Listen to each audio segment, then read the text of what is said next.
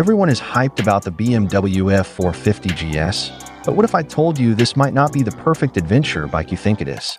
Don't get me wrong, this is a seriously good-looking machine. It's lightweight, carries that premium BMW badge, and it's clearly designed to handle both road and light off-road riding. But today, we're not here to hype it up, we're here to talk about 7 real downsides you need to know before even thinking about buying one.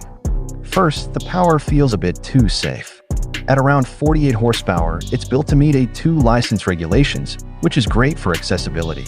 But it also means the bike lacks that exciting punch. It's smooth, yes, but if you're expecting thrilling acceleration, you might be left wanting more. Then there's the highway performance. At higher speeds, the engine sits at relatively high RPMs, and over time, that leads to noticeable vibration. For short rides, it's fine, but for long-distance touring, it's not the most comfortable experience. Another issue is wind protection. The stock windshield is quite minimal, so at speed, wind hits your chest and helmet directly. That might not sound like a big deal at first, but over longer rides, it quickly becomes tiring. The suspension is also something to think about. It's tuned more for comfort and light off-road use, which is great for rough roads. But when you start pushing the bike harder on twisty asphalt, it can feel a bit too soft and less stable than you want. Seat height is another factor that could be a deal breaker for some riders. Like most adventure bikes, it sits fairly tall. That gives you great visibility, but if you're not that tall yourself, it can affect your confidence, especially in stop-and-go traffic.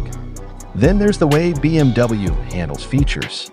A lot of the good stuff is locked behind optional packages or higher trims, so if you really want the full experience, you'll likely end up paying quite a bit more than you initially expected. And finally, the competition is tough. Bikes like the KTM 390 Adventure or the CFMOTO 450 metric tons offer strong value, and in some cases, even more character or excitement.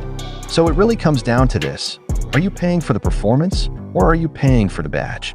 At the end of the day, the BMW F 450 GS is a solid and well-balanced motorcycle, but it plays things a little too safe. And depending on what you're looking for, that could either be a strength or a deal breaker. So the real question is, would you still buy one?